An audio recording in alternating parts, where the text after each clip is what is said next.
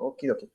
A partir de ahorita voy a estar grabando nuestras sesiones para que posteriormente los voy a subir a YouTube y van a estar posteados en la plataforma de la universidad. Así ustedes van a tener la posibilidad de que en caso de que tuvieran alguna situación de que tengan que abandonar la sesión o bien no pudieron entrar a la misma en vivo, puedan posteriormente revisarlo, ya sea a través de YouTube o a través de la plataforma de la universidad. Les doy la bienvenida el día de hoy, 15 de mayo.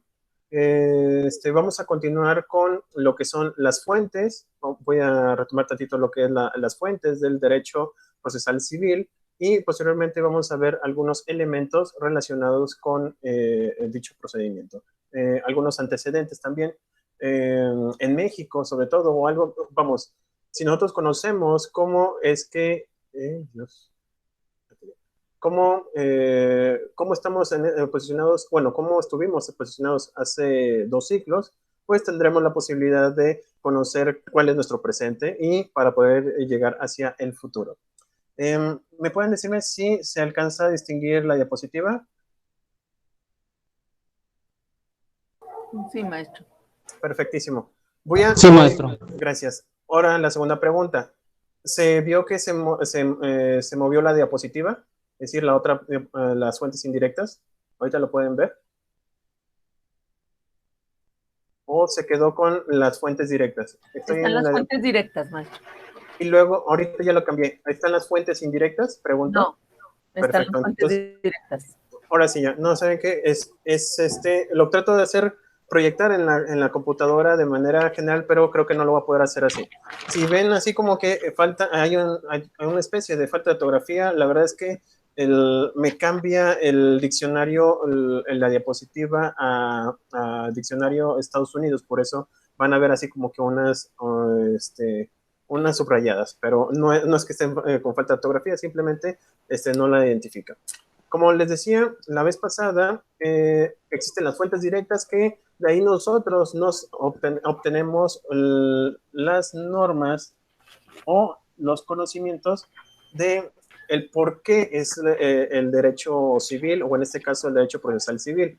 Ya sabemos que tenemos las fuentes tanto legislativas, que hay un proceso, un sistema jurídico, nos lo señala el artículo 73 constitucional y en general todos los cuando hablemos de 70s de la Constitución, rápidamente nos va a llevar a lo que es el poder legislativo y el proceso legislativo. Si ustedes hablan sobre los 80s, van a ver que corresponde al poder legislativo y a partir de los 100s será del poder judicial. Entonces, en el apartado de los 70s, los artículos corresponderán al poder legislativo y ahí está especificado cómo es que se va a generar las normas.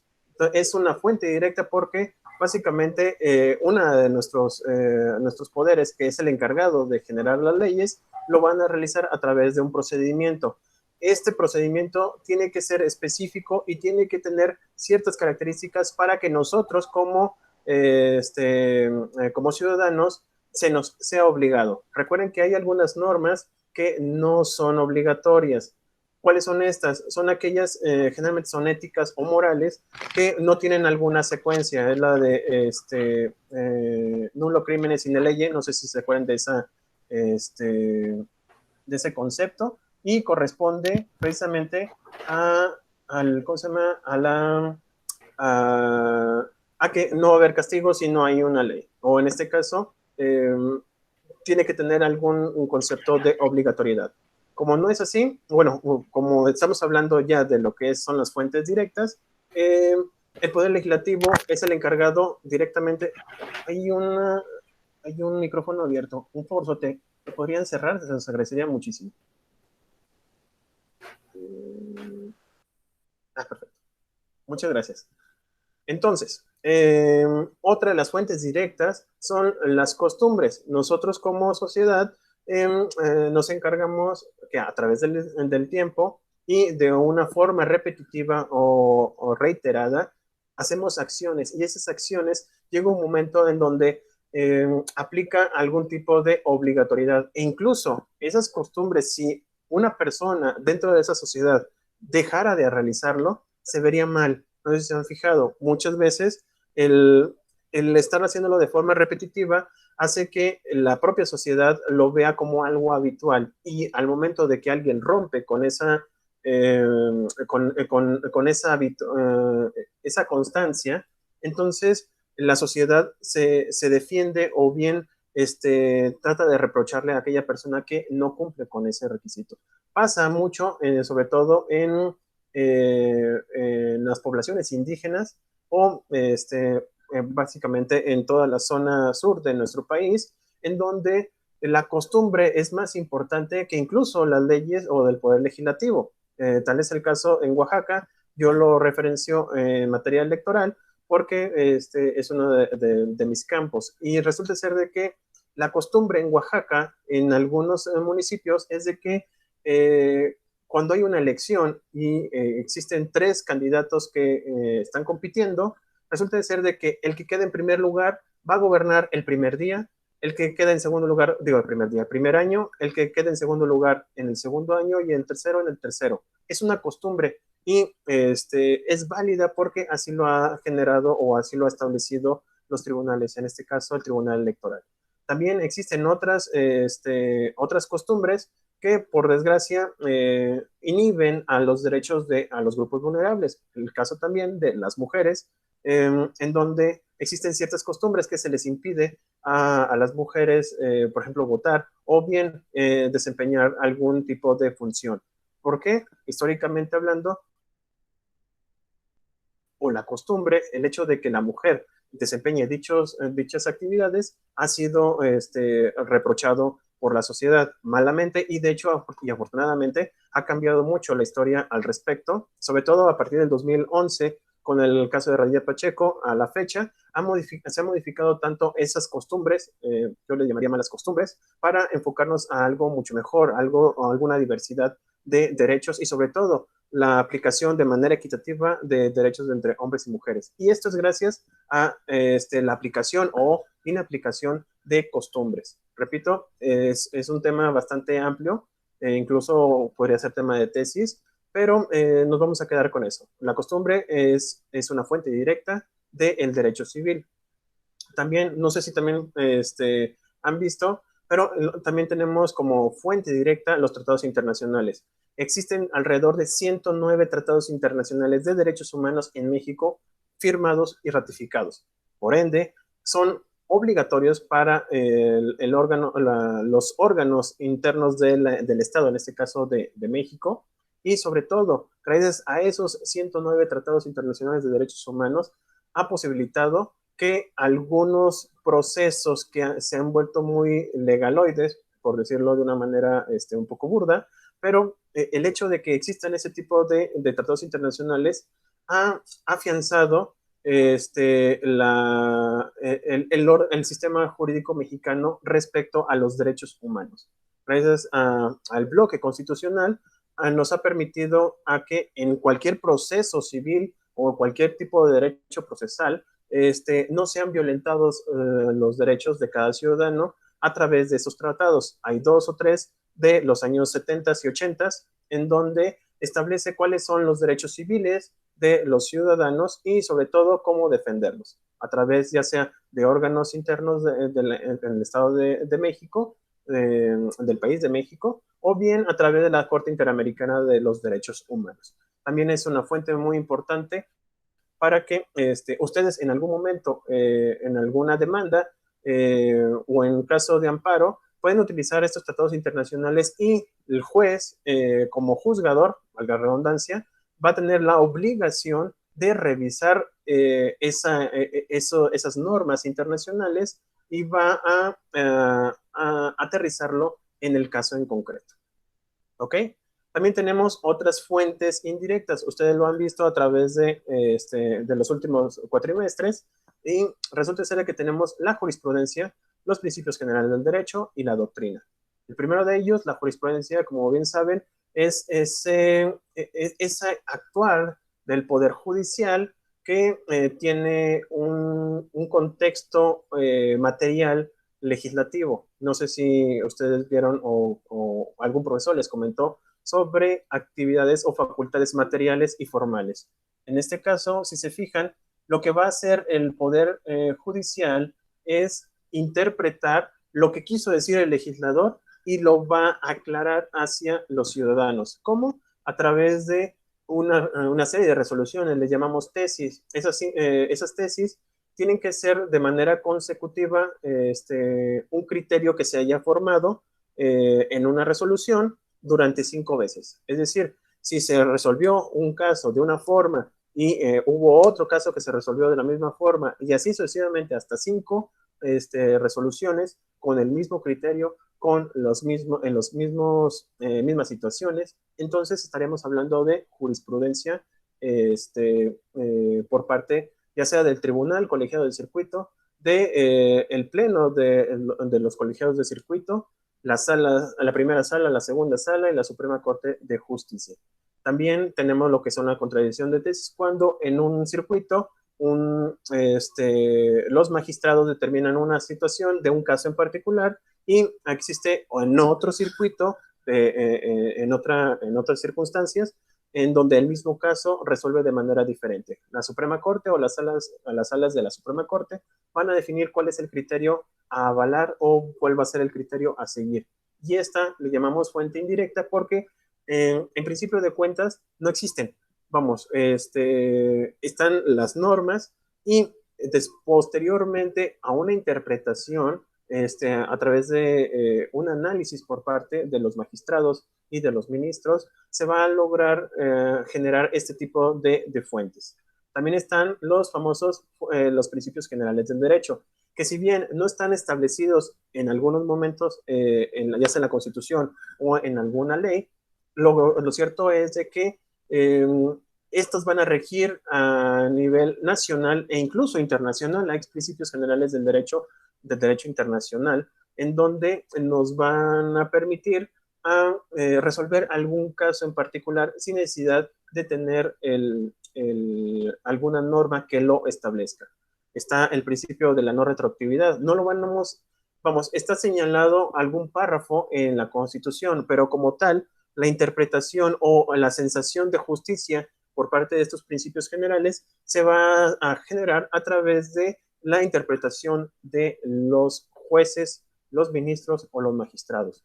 Los principios generales, como bien lo señalan, abarcan todo tipo de derechos, ya sea civil, mercantil, fiscal, y esa sensación o esa sentencia, es que no lo puedo decir, esa frase, mejor dicho, en donde todo el mundo está de acuerdo sin importar de que esté plasmado en una norma. Es lo que decíamos de principio de no retroactividad, es decir, de que no se puede violentar algún derecho de forma retroactiva a un ciudadano, o la garantía de audiencia, es decir, tiene que ser oído y vencido a la persona. Está señalado, sí, en el artículo 14 y 16, en los actos de molestia y el debido proceso, pero nomás están señalados los pasos a seguir, pero no hay un tema general, un título en donde donde determine en la Constitución respecto a estos principios. No lo va a ver, lo tenemos que sacar a través de ya sea la doctrina o bien a través de algunos documentos históricos. Y por último, nos vamos a encontrar con las fuentes indirectas, que son la doctrina, la cual corresponde a aquellos jurisconsultos o a aquellas personas que han publicado respecto a un tema en particular. En este caso, el derecho procesal civil se va a interpretar a través de, ya sea autores, ustedes tienen, bueno, yo les puse en la plataforma unos libros, y esos libros, si se fijan, forma parte de nuestro eje de educación. No solamente son las diapositivas, no solamente lo que le estoy expresando aquí, sino que esas personas generan algunas ideas y fueron plasmadas en los libros, los cuales los tenemos como apoyo para para nuestra clase. ¿Ok? Así también en materia de derecho procesal, ustedes cuando generan una demanda pueden interpretar o pueden señalar alguna doctrina para que el juez recapacite o bien confirme sus ideas respecto al caso en concreto. ¿Ok? ¿Hasta aquí alguna duda? ¿Algún comentario? ¿Todo tranquilo? Creo que sí. Bueno, cualquier cosa, por favor, no duden en interrumpirme. ¿Ok?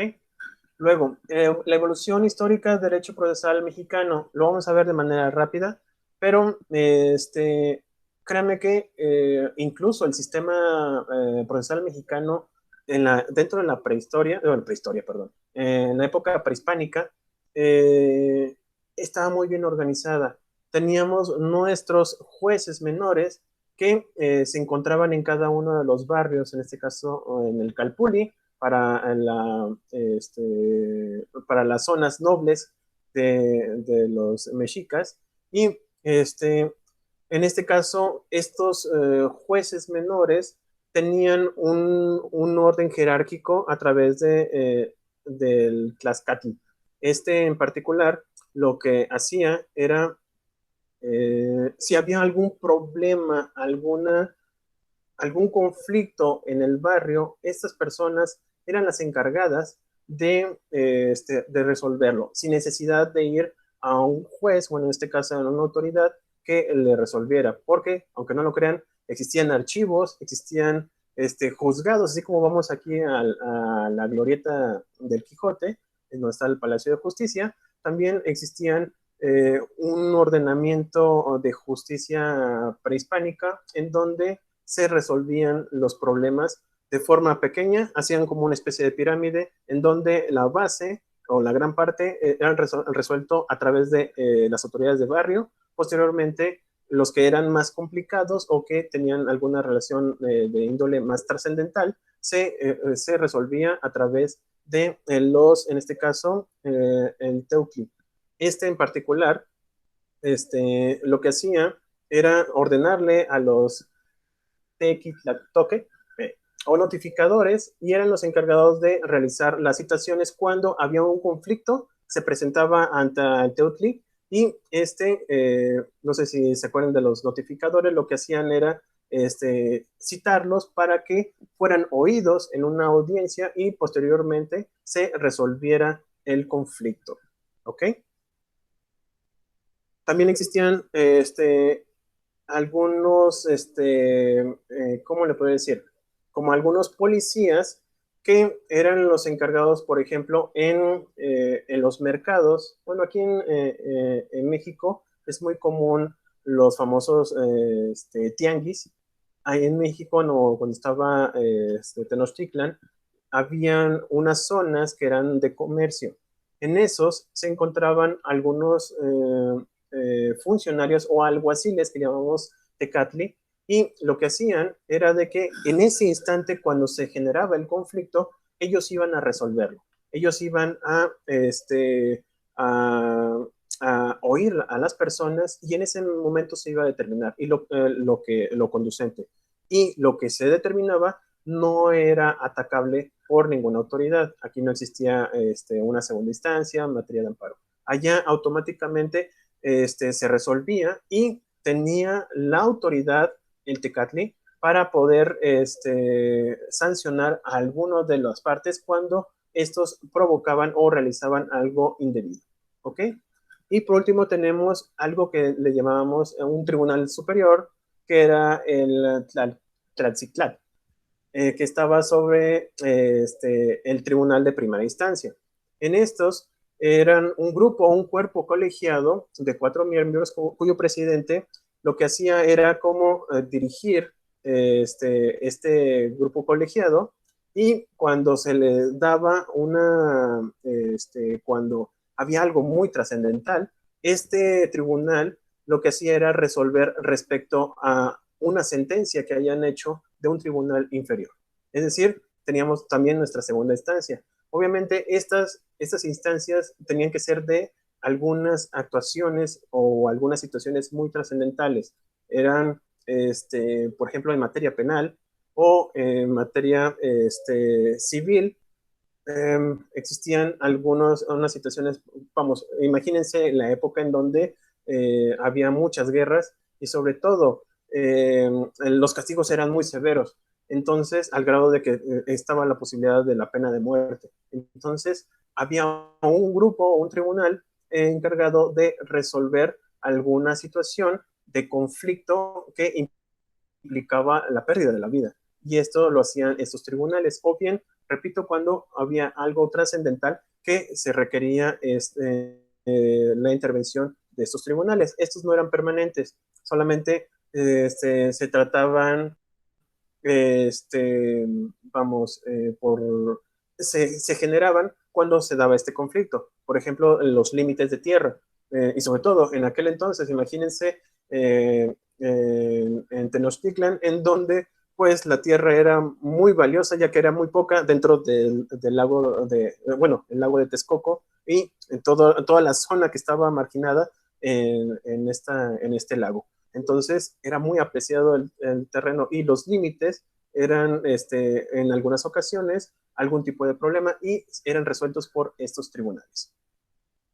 Después pasa lo que es la época colonial. Obviamente hay un dominio por parte de los españoles, rompen con esta estructura prehispánica y generan ciertas leyes en donde nos van a señalar a través de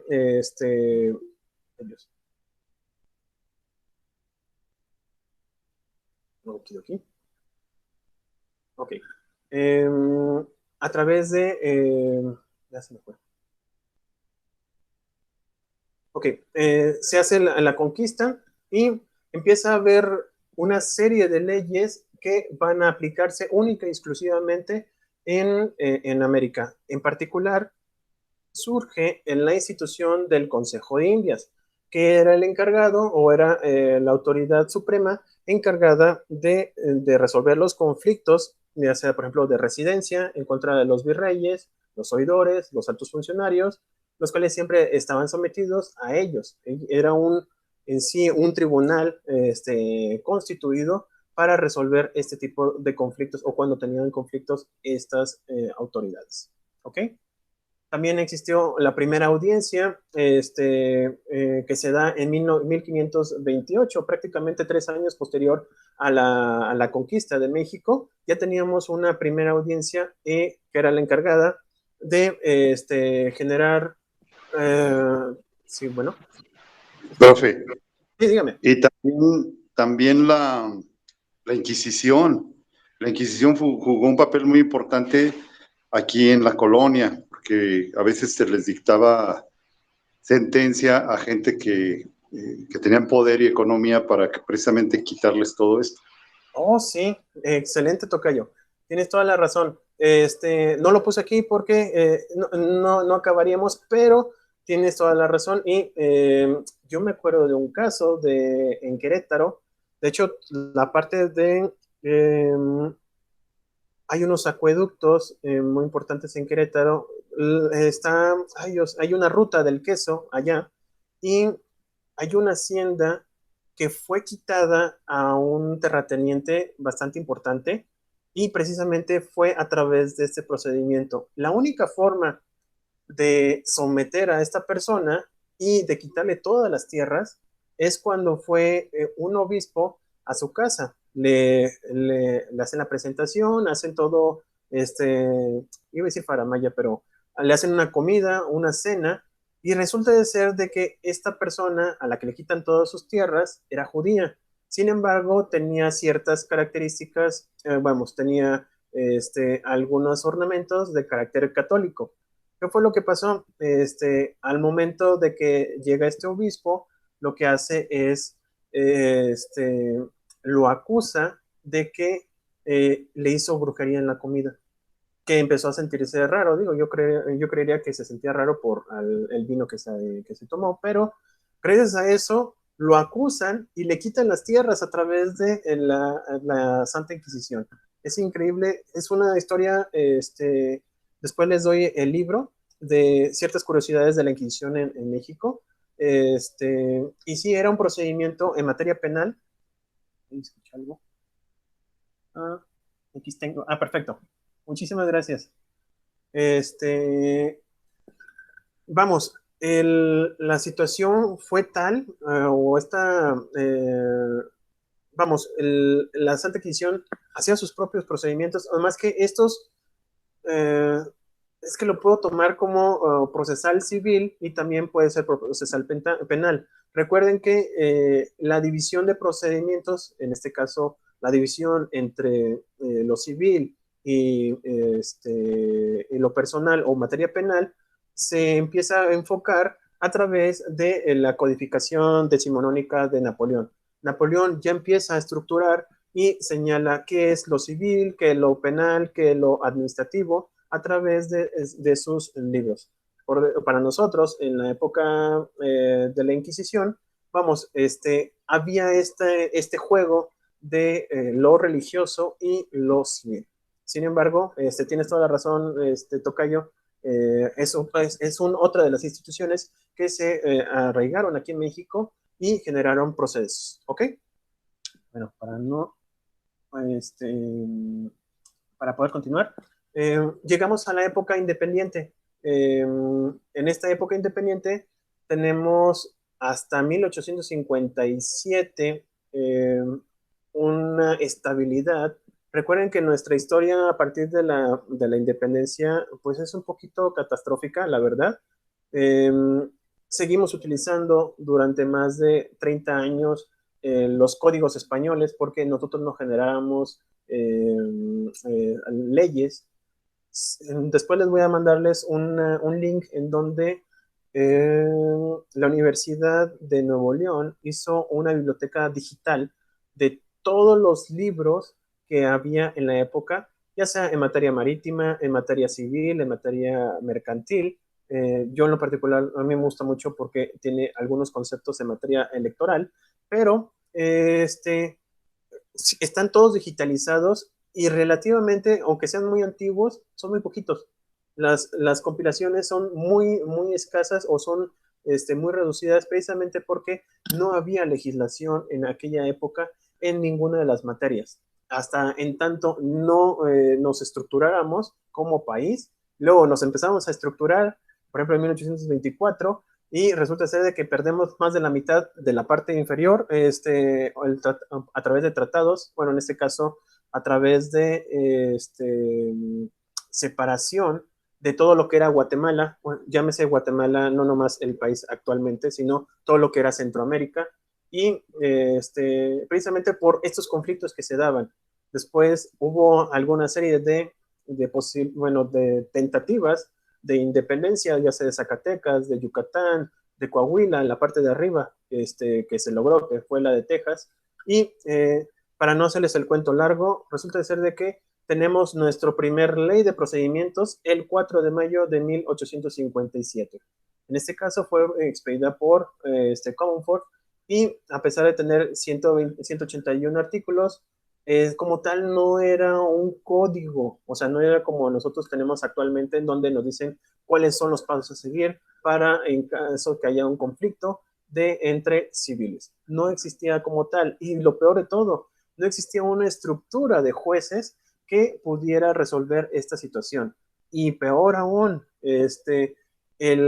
un procedimiento judicial en México en aquella época era carísimo, era demasiado. E incluso había, para poder generar un proceso en materia civil o mercantil, tenías que comprar papel especial para que fuera utilizado dentro del proceso. Te costaba, no eran hojas simples, tenían que tener un sello especial y eso costaba. Por lo tanto, y con ese costo, valga redundancia, se costeaba los propios tribunales. Pero era muy escaso la justicia en materia civil o mercantil en aquella época. ¿Ok? Después, el 9 de diciembre de 1871, se expide como tal un código de procedimientos civiles, ya como tal, y donde ya teníamos toda una estructura. Posteriormente, el 31 de diciembre de 1942, fíjense, de 1871, después de casi un siglo y 30 años, se expide el actual Código Federal de Procedimientos Civiles. Y lo peor de todo es que estamos hablando ya de más de 80 años desde que se expidió. Por lo tanto, vamos, hay una situación de, bueno, en lo particular, un conflicto de, no sé si estén de acuerdo conmigo, pero hemos tardado muchísimo en generar estos códigos por conflictos sociales, históricas, pero lo peor de todo es de que no nos hemos actualizado, no hemos cambiado nuestras normas desde casi 80 años. Repito, estamos hablando desde 1942, la expedición del Código Federal. Nosotros, bueno, hubo una modificación en donde se trataba de unificar los códigos, pero no se ha concretizado obviamente porque somos 32 estados y cada uno de los estados tenemos diferentes características y eso ha impedido que se unifique completamente todo en materia civil. Y por ejemplo, para el caso de Aguascalientes, el código de procedimientos que actualmente usamos es el de 1989, que también, para serles sinceros, pues ya pasaron algunos años, unos 30 años, un poquito más, y ya necesitan algún tipo de actualización. No es lo mismo, recuerden que el derecho se tiene que estar actualizando conforme a la realidad histórica de las sociedades. Y créanme que no es lo mismo, bueno, lo que he vivido, no sé ustedes, que hayan vivido, pero no es lo mismo 1989 que el año 2021. Hay cambios impresionantes. Sí, dígame. ¿Puedo participar? Sí, claro, adelante. Sí, mire, profesor, precisamente en la clase anterior hablábamos de eso, ¿no? México tiene un desfase ante Estados Unidos a veces de 50 y hasta 100 años en todos los rubros, y pues en la materia de legislación igual, siempre vamos atrás. Yo no sé por qué no nos ponemos las pilas en ese sentido. Siempre vamos a hacer si no lo hacemos, creo yo, vamos a ser un país pues que va a estar rezagado. Ya hablemos de economía emergente o tercer mundo, ¿verdad? Uh-huh. Y eso que comenta usted es cierto, o sea, ¿cómo es posible que hasta que llegan las leyes de reforma empiezan a haber estos cambios y posteriormente otros tantos, pero siempre estamos rezagados en todos los sentidos? Entonces, nos cuesta mucho entender y ver hacia el futuro. Aquí se legisla como de inmediato, no a futuro, ¿verdad? No decir, de aquí a 30, 40 años vamos a tener estas circunstancias. Por ejemplo, de la ecología, por ejemplo, comentaba yo, de que viene mucha tecnología, comentaba el profesor anterior de los robots, de los drones y de todo esto, y cuando ellos ya hagan esas leyes, ya nada más nosotros las copiamos, pero las copiamos mal y además las tropicalizamos, o sea, ¿por qué no hacer las nuestras propias de todo lo que se está viendo y viniendo, ¿verdad? Para poder ser pues un país que esté más hacia adelante. Me gusta mucho tu opinión. En efecto, tienes toda la razón. Nosotros copiamos todo desde la Constitución de Estados Unidos. A partir de ahí empezamos mal.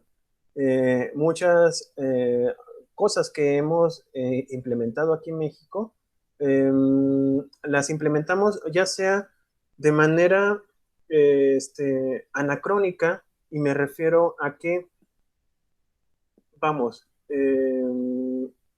hay particularidades que dependen mucho de la propia sociedad, y esa sociedad, si no está actualizada, como ustedes ahorita que están tomando esta clase y se enteran de estas situaciones, así como ustedes sí están tratando de mejorar en cuanto a sus estudios, hay mucha población aquí en México que prefiere estar en la ignorancia, por desgracia. La verdad es que a mí me ha tocado gente que prefiere ignorar nuestra situación actual, nuestros problemas actuales, y no actuar para que evitemos esta situación para nuestras generaciones posteriores. Como bien decías, tocayo, bueno, Moisés, la verdad es que nosotros copiamos, y al momento de bajarlo, de tropicalizarlo, como bien dices, resulta ser de que no corresponde, incluso la propia sociedad no corresponde a la norma que se le quiere implantar. El claro ejemplo se dio en el gobierno de Vicente Fox.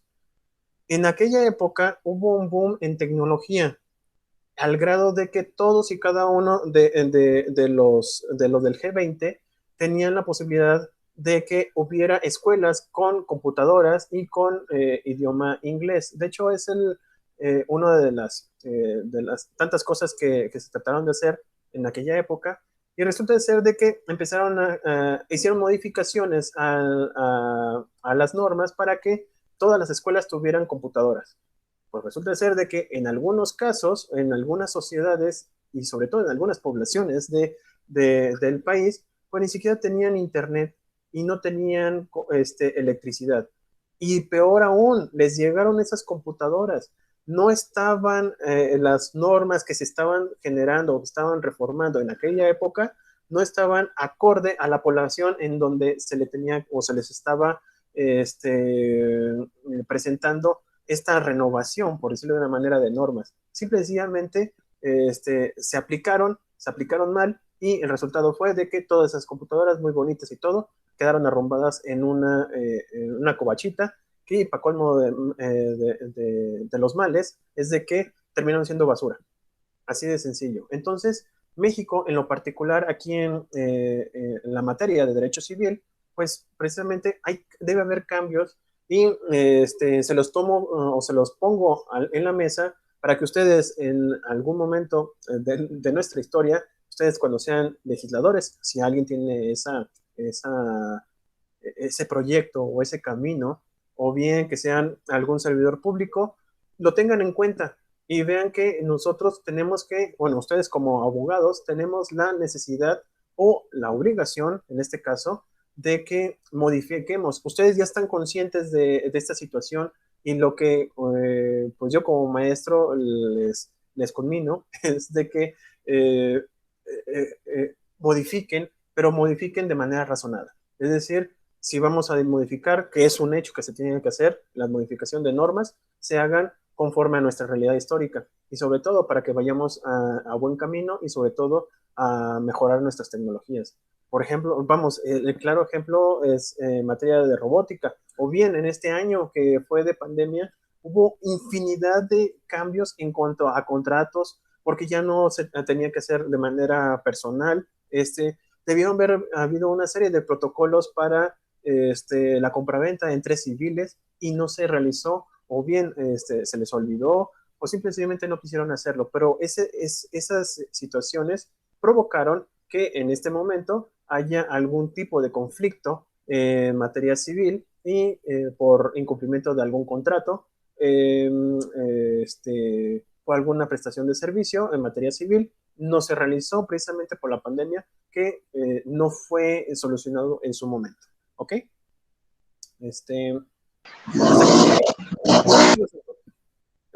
Perdón, me escuchó un fuerte ruido.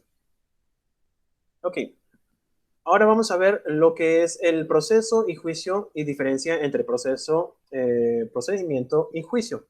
Eso a mí me encanta, porque ahorita, como ya son casi las 2 de la tarde, pues ya casi tengo hambre. Entonces, generalmente les pongo un ejemplo en esa situación. Alguien que me ayude, por favor, dando lectura a la diapositiva, se los agradezco muchísimo. ¿Alguien con buena voz y con mucha intención? Yo, maestro, si gusta. Gracias, Cristina. Muchas gracias. Dice, la palabra juicio proviene del latín induicium, que significa la segunda etapa del proceso, es decir, la que se desarrollaba frente al iudex, juez, quien era designado por un magistrado en tiempos del derecho romano. Durante la Edad Media, el iudicium no era solo la etapa procesal ante el juez, sino todo el procedimiento. Una temprana definición de juicio, de acuerdo a Ovalle, 2005, p. 174, el juicio es un acto en el que intervienen cuando menos 3 personas, el actor que pretende, el demandado que resiste y el juez que decide. Pero es a partir del siglo XVI cuando en Europa, bajo la influencia del derecho canónico, se sustituyó la palabra inducium por la de processus.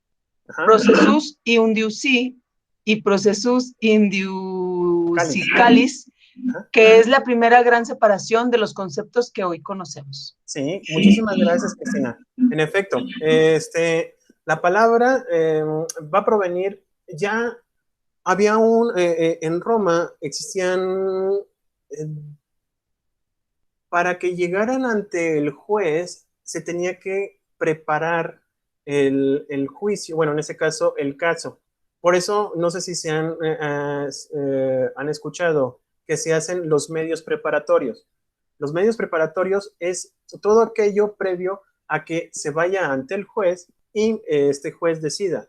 Los medios preparatorios lo que hacían era juntar todos los documentos, juntar todas las pruebas, para que así prácticamente, no lo digo de manera literal, pero llevaban cargando todas las pruebas, todos los documentos ante el juez, el judes, y lo que hacían era, se lo entregaban, el judes revisaba, y al momento de que ya concluía dicha revisión, emitía una pronunciación. Esa pronunciación es bueno, por eso lo llamaban también el dicere.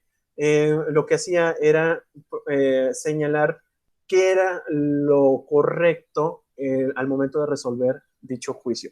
Es decir, revisaba todo, y como era la autoridad encargada de entender y atender a las partes se sometían a esta persona, y posteriormente lo que dijera en este caso este juez era lo que se iba a determinar, y cada uno tenía que asentir y cumplir con lo ordenado. ¿Ok?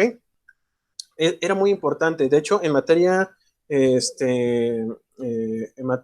derecho, era castigado, era muy severo, y sobre todo se hacía sentir la autoridad romana, porque el juez tenía el aval en este caso, del Senado o de la República, y en su momento del propio emperador. Ya posteriormente, cuando estaban los emperadores, ya en la parte ya que caía el Imperio Romano, pues incluso empezaron a desaparecer estos jueces, y como diversión los emperadores empezaban a impartir justicia a su modo. Y posteriormente, bueno, esto se repitió a través de la historia, a través de los monarcas, pero ese es punto y aparte. Aquí lo importante es la forma que se empezaba a estructurar.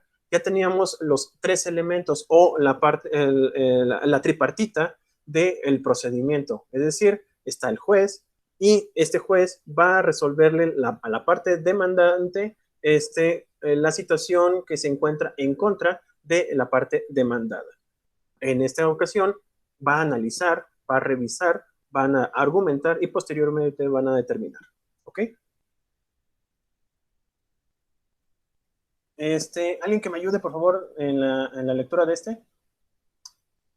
Oigan, antes que se me olvide, todo lo que ustedes, sus participaciones las tomo muy en cuenta, para que también lo tomen en cuenta, y sobre todo para que les vaya mucho mejor en los exámenes y en las actividades. Bueno, en este caso en las actividades. ¿Alguien que me ayude? Yo leo. Perfecto. Estos conceptos llegaron tarde a México, toda vez que durante la conquista española se siguieron utilizando los tres términos de forma indistinta, toda vez que España no se constriñó a los conceptos canónicos de la época. No obstante, después de la independencia durante la primera mitad del siglo XXI, se distinguió la palabra juicio con dos acepciones. La primera, la sola decisión o sentencia del juez, y la otra, como la reunión legal de todos los trámites del proceso. Perfecto. ¿Sigo? Sí, por favor.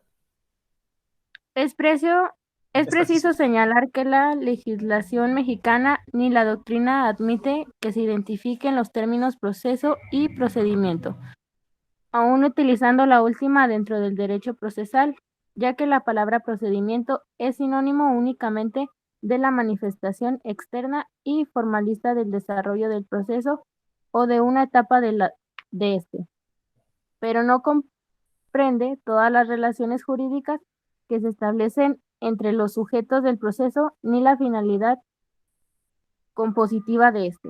Muchísimas gracias, Fabiola. Fabi. ¿Sí, verdad? Sí. Ok.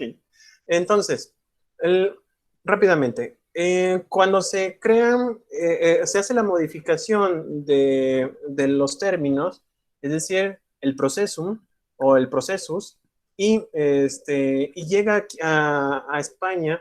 En México se empieza a utilizar las palabras proceso, procedimiento y juicio de manera indistinta.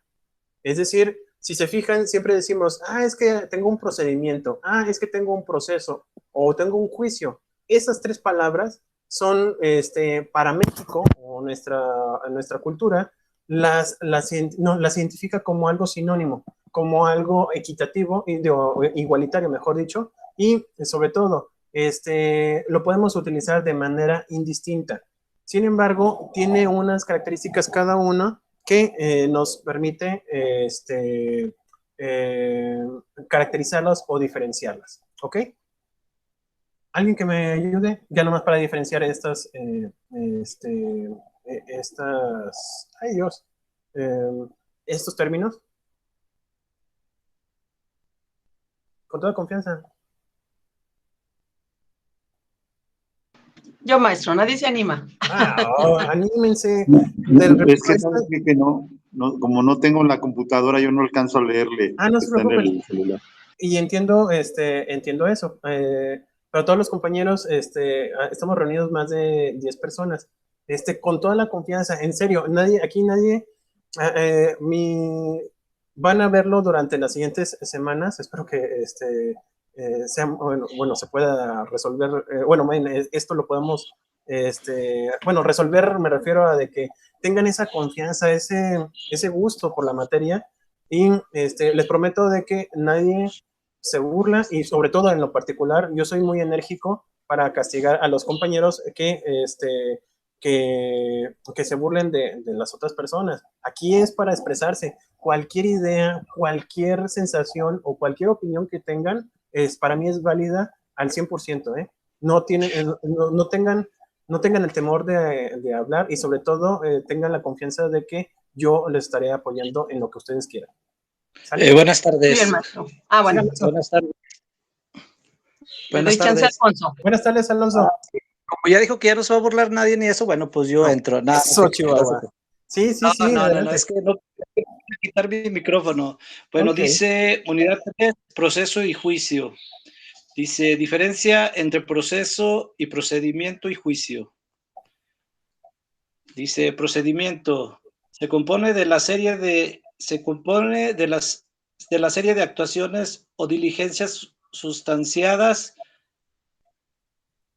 o tramitadas según el orden y la forma prescritos en cada caso por el legislador, y relacionadas o ligadas entre sí por la unidad del efecto jurídico final, que puede ser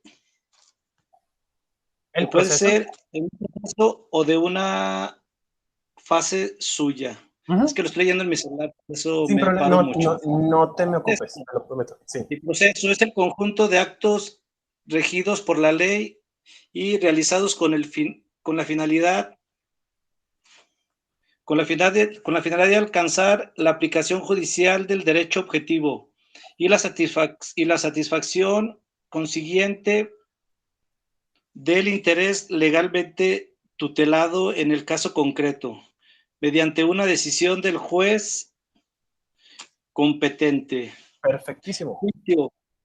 Es una discusión jurídica en donde interviene al menos dos partes y la resolución del problema se somete al consentimiento del juez, el cual debe estar capacitado para la resolución del mismo. Perfectísimo, Alfonso. Muchísimas gracias por tu participación, y te reconozco el esfuerzo, porque sí es muy complicado tener el celular y estar cambiando, y sobre todo, peor aún, estarle moviendo allí, sí, se complica muchísimo. Te reconozco y muchísimas gracias. ¿Sí? No, de qué. Gracias. No, al contrario. Ok. La diferencia entre estos tres conceptos es muy sencillo. ¿Alguien tiene hambre en este momento? Porque yo sí no he comido nada. Yo también. Perfectísimo. Entonces, imagínense que van a prepararse una hamburguesa, ¿ok? la hamburguesa es su objetivo. Ustedes quieren la hamburguesa para disfrutarla porque ahorita tienen hambre, pero necesitan prepararla, ¿estamos de acuerdo? O sea, su objetivo original es la hamburguesa que la quiero comer. Eso es lo que quiero en este momento. Entonces, para poder hacer su hamburguesa, pues necesitan comprar, ya sea comprar el pan, necesitan comprar la verdura, picarla, bueno, en este caso la lechuga, jitomate si les gusta, tener la mostaza, mayonesa, y una vez que tienen todos estos elementos, hay que empezar a combinarlos. Es decir, si vamos a hacer tocino, hay que asarlo en la cocina, en este caso en el sartén, lo dejamos ahí en espera mientras preparamos todo lo demás, y creo que estoy babeando.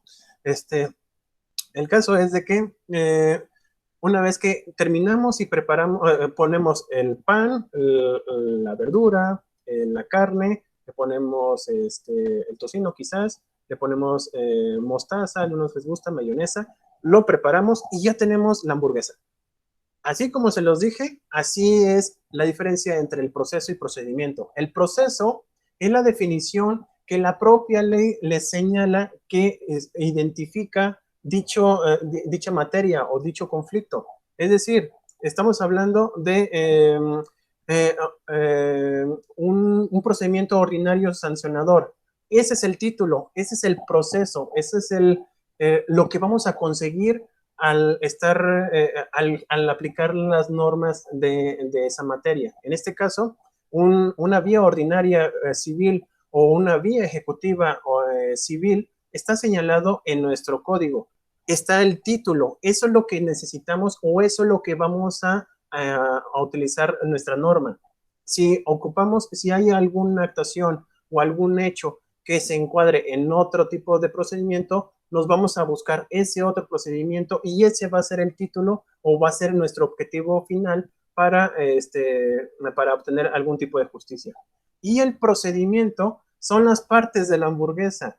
Existen varias etapas dentro del proceso. Por ejemplo, la vía ordinaria, tenemos el inicio, que es la demanda, la contestación de la demanda. Vamos a tener la parte genérica, pero es la demanda, contrademanda, bueno, en este caso la contestación de la demanda, la aportación de pruebas, el desahogo de pruebas, alegatos, y al final vamos a tener la sentencia del juez. Todo esto es el procedimiento. ¿Cuáles son las fechas a tratar? ¿Cuáles son los pasos a seguir para llegar a lo que es el proceso? Ya, no sé si me de entender. Eso es lo que va a diferenciar entre el proceso como tal y procedimiento. El proceso es lo que yo quiero al final de cuentas. ¿Qué es lo que voy a necesitar o qué es lo que quiero? Que se me haga justicia a través de una vía ejecutiva. ¿Cómo lo voy a hacer? Para eso está el procedimiento y ahí está la receta o ahí están los pasos a seguir. Y al final vamos a tener una decisión, y esa decisión la vamos a agregar a lo que es el juicio, porque el juicio va a ser señalado o va a estar establecido a través de una autoridad que le vamos a llamar juez. Esa va a ser, si se fijan, la primera es los pasos a seguir, qué es lo que necesito, y el juicio como tal es ya la actuación de las partes, es decir, de la demandada, del demandado y del juez para que se tome una decisión. Esa es la diferencia de las tres, bueno, en este caso de los tres conceptos. ¿Alguna duda al respecto? No los dejé callados. No, profe, de momento no. Perfectísimo. Ok. De acuerdo con la proposición... ¿Sí? Bueno, perdón. Sí, incluso ese proceso y procedimiento lo vimos el cuatrimestre pasado en teoría del proceso. Ok. Y más o menos también nos explicó de igual manera, así que usted, así el tema referente a lo que era la diferencia entre proceso y procedimiento. Me parece excelente, Alfonso. Eso quiere decir de que pues el profesor anterior les atendió correctamente estas definiciones y por eso ahorita ninguno de ustedes tiene algún conflicto con dichas definiciones. ¿Ok? Entonces, aquí en la parte elemental dentro de la clasificación del derecho procesal, vamos a encontrarnos con algunos tipos de derechos procesales. No todos los derechos procesales tienen las mismas características. En algunos se van a caracterizar por ser, por ejemplo, el derecho procesal dispositivo. En esta disciplina son importantes los principios de disponibilidad de la iniciativa, es decir, tiene que ser impulsado. El juez va a estar ahí atento a todo lo que va a estar a la espera, por decirlo también de una manera, a que alguna persona tenga algún conflicto de derecho y pretenda que se le imparta algún tipo de justicia. Pero hasta en tanto esa parte o ese ciudadano que cree que tiene algún tipo de injusticia, o en este caso ahí tiene un conflicto, hasta en tanto él no vaya ante el juez no va a hacer nada. Vamos, no va a ser de oficio. Imagínense un juez estar buscando para ver a quién le imparte justicia, va a estar difícil, sobre todo porque somos 130 millones de personas aquí en nuestro país. Sería muy complicado, uno, para identificarlos, para determinar quién tiene competencia. Vamos, sería casi prácticamente imposible. Para eso están nuestros procedimientos, que son los más importantes, como es el civil y el mercantil, son de forma dispositiva. Repito, si quieres derecho, le tienes que entregar hechos al juez para que él analice y determine alguna circunstancia. El derecho dispositivo en materia procesal mercantil es concurrente, bueno, ese es el punto y aparte, porque a diferencia del derecho procesal civil, el derecho mercantil puede ser resuelto de acuerdo a nuestra Constitución, tanto por un juez local, es decir, de aquí del estado de Aguascalientes, o bien un juez federal, porque la materia mercantil es prácticamente universal y por lo tanto una persona puede presentar una demanda en materia mercantil, ya sea aquí en los juzgados, allá en la glorieta del Quijote, o bien acá a salida Calvillo, para presentar dicha demanda, y ambos van a tener que resolver.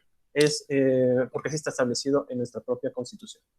También existen algunos derechos que le vamos a llamar procesal social, y se va a subdividir en derecho procesal de trabajo, agrario o asistencial. ¿Qué características tienen este tipo de derechos procesales? Primero, como tal, sí es dispositivo, pero solamente necesita, la chispa o una parte que presente una demanda para que el tribunal empiece a movilizarse, a generar los mecanismos necesarios para que se eche a andar la justicia.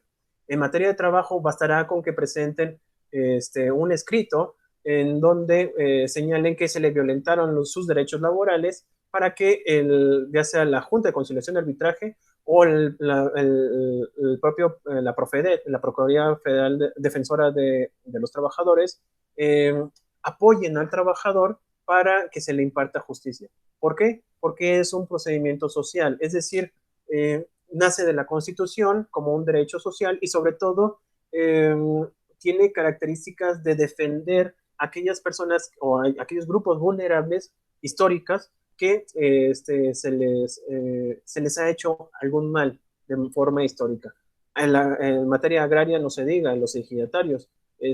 Ustedes ven o tienen un concepto de una imagen en materia agraria y luego vemos a los campesinos, vemos el trabajo arduo que tienen y sobre todo la injusticia que se le ha dado a través de la historia. Por eso hubo levantamientos acá en el sur con Zapata, por eso ha habido huelgas, por eso el procesal laboral o de trabajo. Todos estos tipos de procedimientos van a proteger algo, en este caso un bien común que es el derecho societal, bueno, los derechos nacidos dentro de la sociedad. También existen otros derechos procesales que llamaremos inquisitorios, que al igual que, bueno, más o menos, obviamente aquí no terminaban en muerte, como era la Santa Inquisición, pero van a existir algún tipo de procedimientos inquisitorios que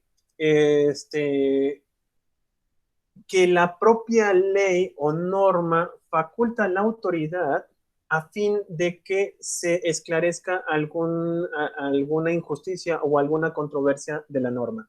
En este caso, muchas veces se puede aplicar en materia familiar o en materia civil de las personas. Cuando se trata, no sé si se han fijado, cuando hay una herencia, prácticamente la autoridad va a buscar la manera de que todos los que posiblemente tengan algún tipo de derecho respecto a una herencia, la va a obligar o va a tratar de descubrir quiénes son, va a buscar, va a indagar y sobre todo va a obtener un consentimiento de estas personas para que sean otorgados la herencia del actual difunto.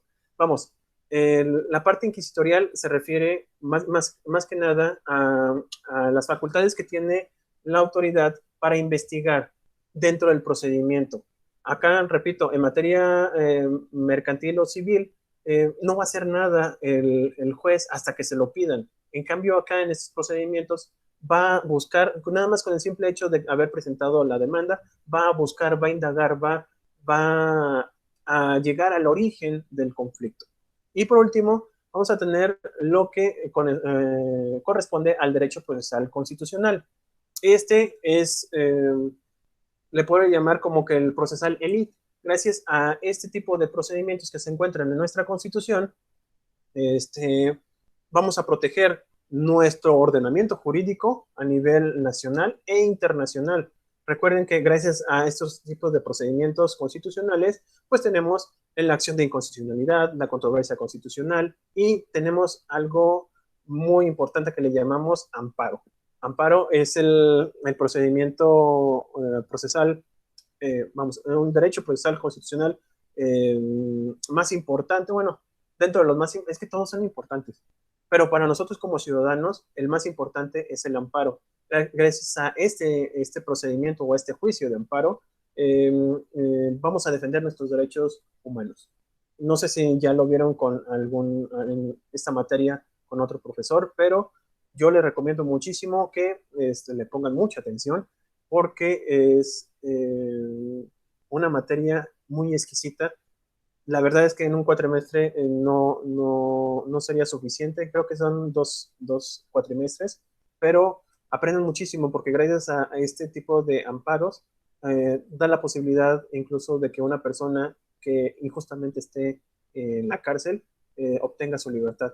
O bien, cuando hay alguna injusticia en cuanto a una persona que no dio alimentos o ha violentado a otra persona, gracias a este tipo de derechos o este juicio y con las modificaciones del año 2011 ha protegido más a los ciudadanos. Vamos, incluso te puedes proteger hasta de una ley. Pregúntale a las modificaciones que se han hecho en materia de energía. Incluso uno se puede defender de una ley para que no se le aplique. Pero ese es el punto aparte, es una de las características o clasificaciones de derecho procesal.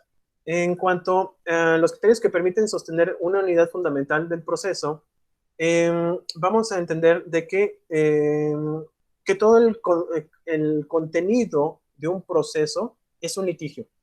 No puede haber un proceso o no podemos hablar sobre derecho procesal en cualquier fase si no hay un conflicto. Si no hubiera conflicto, no habría derecho procesal, simple y sencillamente, porque no nos está señalando cuáles son los pasos a seguir para obtener una justicia, ya que no tendríamos injusticias si no hubiera algún tipo de litigio. También la finalidad que se persigue es resolver la controversia planteada al órgano judicial. Esa es otra característica fundamental del proceso. Si hay un conflicto dentro de mis derechos, yo voy ante la autoridad para que resuelva. Ojo, no cualquier autoridad. Vamos a ver de que existen jueces civiles, jueces mercantiles, jueces, bueno, en este caso tribunales en materia laboral, administrativa, existe ya una separación dentro de los procedimientos, precisamente porque se ha ampliado muchísimo el derecho procesal. Ya no solamente abarca a ciudadanos, sino también tenemos otras características, tenemos otras, le llamamos otros fueros o otras materias que se deben de resolver en ciertos tribunales, en ciertos y especiales tribunales, ¿ok? También otra de las características importantes o criterios fundamentales para el proceso es de que hay una estructura triangular. Ya les había dicho, el vértice superior se encuentra el órgano jurisdiccional y en los inferiores se va a encontrar la parte actora y la parte demandada. También teniendo esta característica, entenderemos que hay un proceso. También está lo que es la organización jurídica. El órgano jurisdiccional cuenta con una estructura definida y jerarquizada. Eso quiere decir de que no solamente tenemos jueces, jueces civiles, sino dentro de la estructura le llamamos juzgado civil, en donde ahí van a estar secretarios de acuerdos, proyectistas, notificadores, actuarios, etc. Hay una organización para poder impartir justicia. Actualmente, la autoridad sola como tal sería imposible para ella resolver todo un número, un mar de casos. Para eso necesita una estructura para que vayan de la mano, se vaya dando ciertas fechas y al final, cuando ya le llega al juez, que ya tenía conocimiento previo del caso, haga el análisis correspondiente y determine. Pero para esto necesita toda una estructura y no solamente dentro de este juzgado civil, sino que si por alguna razón hay una equivocación, recuerden que nosotros como humanos podemos equivocarnos o puede haber una mala interpretación. Eso es natural y por lo tanto, para eso tiene que haber una segunda instancia. Y para ello también tenemos dentro de la organización de jerarquías, dentro del juzgado, tenemos el Tribunal de Alzada, ya sea el Tribunal Superior del Estado de Aguascalientes, o nos podemos ir ante un juzgado federal, un colegiado de circuito, dependiendo de la situación, para poder resolver el conflicto de una violación de algún derecho humano o alguna garantía individual. ¿Ok? También tenemos la división de todo proceso en etapas. Como ya les decía, no le puede llegar todo de sopetón a un juez. Tiene que haber etapas. Tenemos que clasificar las pruebas. Tenemos que desahogar las pruebas. Y para esto tenemos que tener un orden. Y el orden está establecido dentro del Código de Procedimientos Civiles. Tenemos esas etapas en donde al momento de presentarse una denuncia hay un protocolo a seguir para que vaya a la siguiente etapa y luego a la siguiente etapa y así sucesivamente para que al final resuelva el juez. Y por último tenemos lo que es el principio de impugnación. Las resoluciones que dicten los tribunales en todo caso pueden ser revisadas por un órgano superior.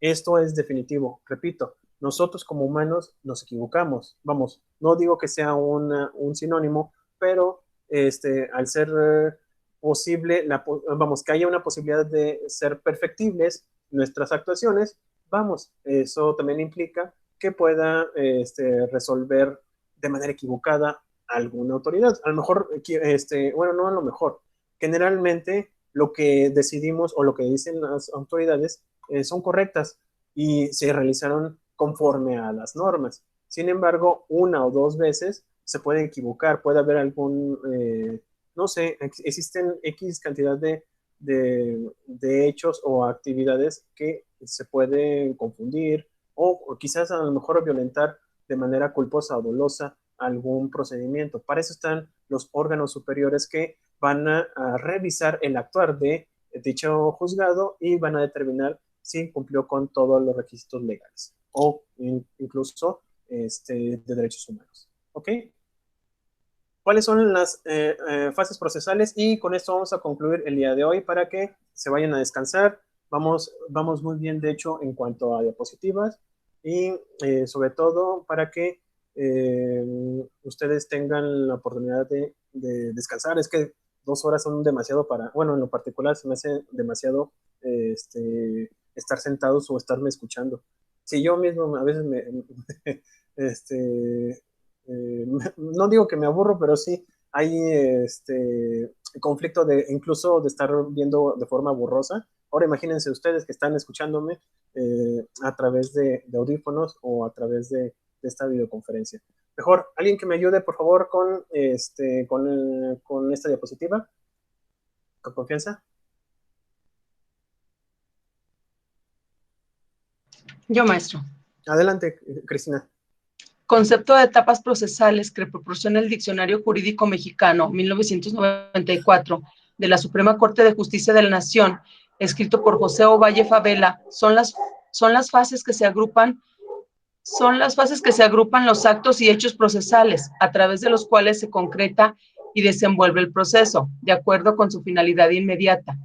Es claro que si bien todos los actos que integran el proceso comparten el objetivo final de este, que consiste en la composición del litigio, tales actos también se encuentran orientados con la finalidad que persigue cada una de esas etapas procesales.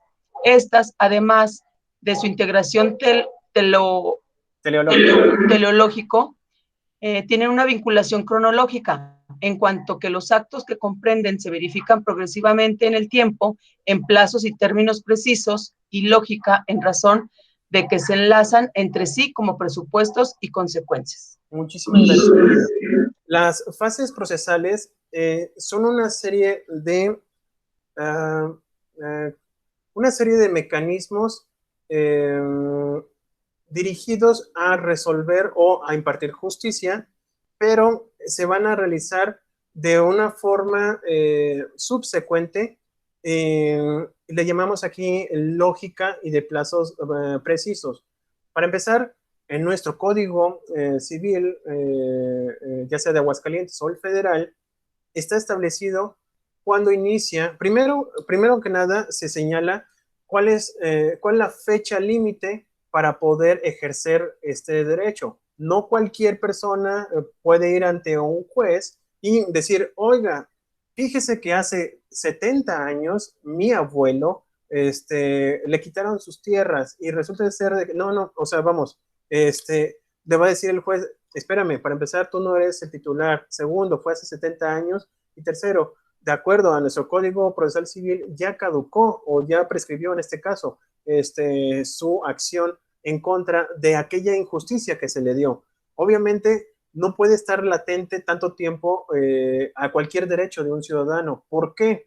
Porque el sentido común implica de que la sensación de malestar de la persona ya se esfumó. Ustedes, lo he repetido mucho y creo que esa es la base del sentido de la justicia. Decía Hans Kelsen, ¿en qué la justicia? Decía él, ese no sé qué que hace sentir a la persona mal o que da la sensación de que no se le aplicó correctamente alguna norma. Es una sensación, y esa sensación, pues vamos, dentro de un plazo o un lapso, vamos a determinar que esa sensación se va a quitar. Así dice la Constitución, así dice el Código de Procedimientos Civiles, no lo digo yo, está señalado de que esa sensación se va a perder dentro de, ya sea de 3 años, 5 años, 10 años, dependerá del caso en particular. Lo vamos a ver posteriormente, pero nos dice el código que hay un momento idóneo para presentar cualquier demanda, y si no lo haces en ese momento, simplemente no se te le va a permitir generar una justicia respecto al caso o a hecho. Asimismo, tiene que tener una lógica. No podemos hablar de un desahogo de pruebas cuando todavía no hemos presentado pruebas, o peor aún, ni siquiera hemos presentado una demanda. Tiene que tener una lógica, y ustedes lo ven. Cuando presentan una demanda, lo lógico es de que alguien lo va a contestar. Bueno, uno como abogado, como que tiene estas acciones jurídicas, pues ya lo tiene como el mecanismo ya bien preestablecido, y sobre todo, la lógica te va a decir de que, bueno, yo presento y alguien me va a decir algo.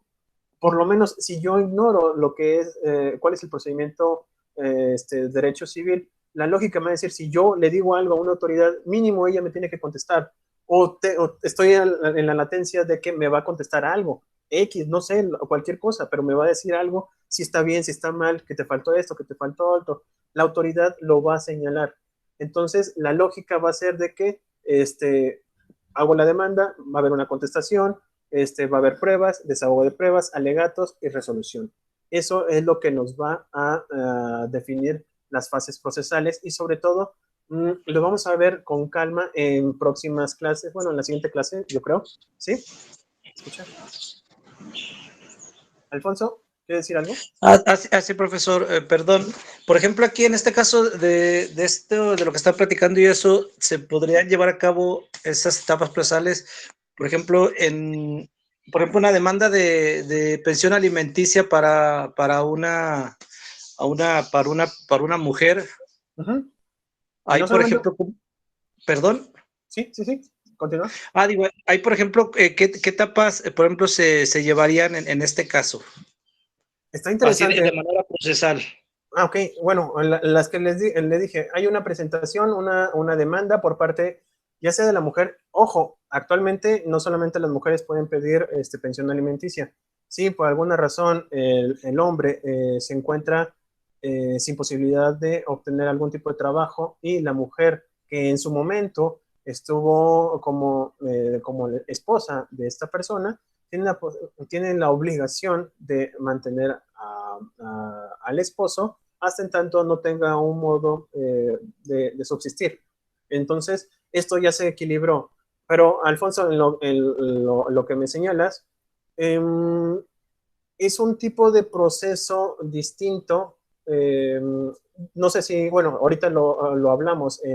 Es un proceso inquisitorial porque es muy protector.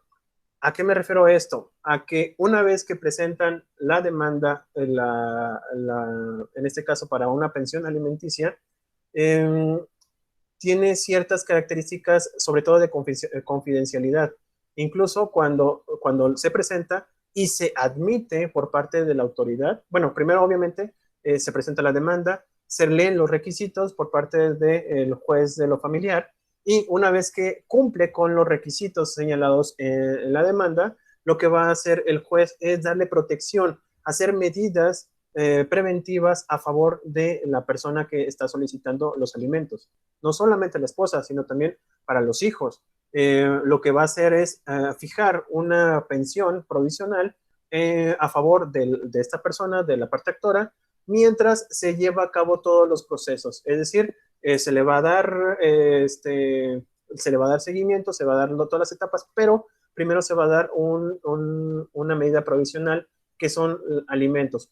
La parte actora va a tener que presentar alguna prueba de que esta otra parte, la que va a ser demandada, tiene algún modo de subsistencia.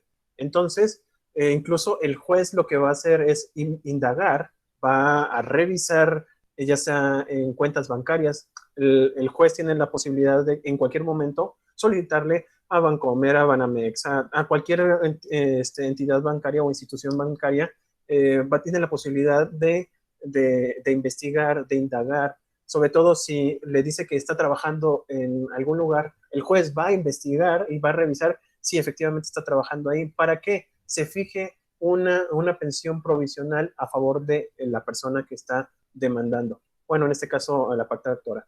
Después se da la contestación, se fija la parte de pensión alimenticia provisional y se le da vista a la parte demandada para que dé su contestación.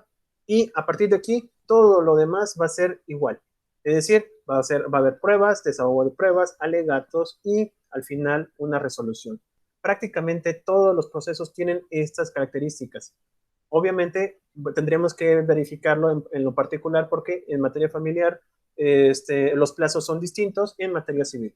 No es lo mismo en materia familiar porque las cuestiones o el bien jurídico tutelado en este caso es el bienestar de la familia, y en materia civil es un conflicto personal respecto a una situación de sus bienes jurídicos, ¿ok? En uno es entre dos personas de manera individual e equitativa, y en materia familiar hay una protección que es la de la familia, y es un bien superior incluso para nosotros como ciudadanos. ¿Ok?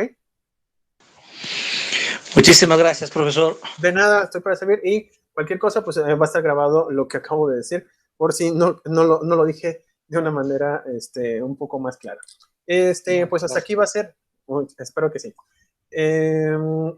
Hasta aquí nuestra clase del día de hoy. En 10 minutos cierro clase en el chat y por favor descansen, bonito fin de semana y les agradezco mucho su asistencia y participación. Y como nota 1, el día de hoy tienen que entregar su actividad que corresponde al cuadro comparativo.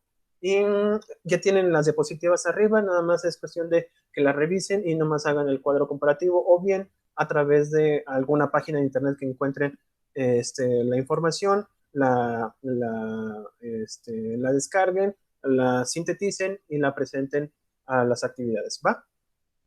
Y sí. O sea, es la de la clase pasada, ¿verdad? La tarea. Sí, la tarea de la clase pasada y el día de mañana ya van a tener las siguientes 2 actividades. Van a ser las preguntas de lo que acabamos de exponer y un trabajito extra que sería, no sé si sea marco, bueno, ahí siempre se me olvida. No sé si sea un cuadro comparativo otra vez, o bien les voy a pedirles una actividad un poquito más, no más complicada, pero sí distinta, ¿va? Yo les voy diciendo en el chat. Ok, profe, gracias. Que tengan buena tarde. Felicidades por el día de hoy, maestro. Muchísimas gracias. Y también quienes sean profesores, porque me ha tocado muchos alumnos que son profesores, les mando un abrazo, mi reconocimiento y por su dedicación y su... A Moisés, que es profesor. Mira, Moisés, tocayo, somos, gracias. Somos homólogos. Gracias. No, yo estoy aquí para aprender. Ahorita soy alumno. Y me siento muy contento en este modo alumno y agradezco mucho a Alfonso. Pero sí, gracias y felicidades, profe. También a ti, felicidades. Y estoy al pendiente de cualquier cosa, cualquier duda que tengan, por favor, mándenme un WhatsApp. Por favor, les diría que me hablen, pero generalmente rechazo los teléfonos que no conozco, simplemente porque he tenido algunas situaciones bastante delicadas, sobre todo porque me han tratado de, no, yo diría de defraudar, ¿verdad? Pero extorsionar. Sí, y de cosas impresionantes. Entonces, como tengo ahorita un mundo de teléfonos, les agradecería infinitamente que me mandaran un WhatsApp, decir, soy alumno, soy fulano de tal, bueno, en este caso, por ejemplo, Alfonso, tengo una duda, profe, y ya automáticamente ya les digo, está bien, y a partir de ahí o me hablan o me pueden mandarme un mensaje. Pero normalmente lo hacemos ahí en el chat del grupo de la clase, profe. Para así, si alguien tiene una duda, a lo mejor la tenemos todo y nos la disipamos todos. Excelente, sí, me parece muy bien y pues ya, sería todo porque ya le estoy comiendo más tiempo. Excelente fin de semana y hasta la siguiente semana. Gracias. Maestro. Hasta luego. Hasta luego. Gracias a todos. Gracias, bye. Hasta luego. Hasta luego.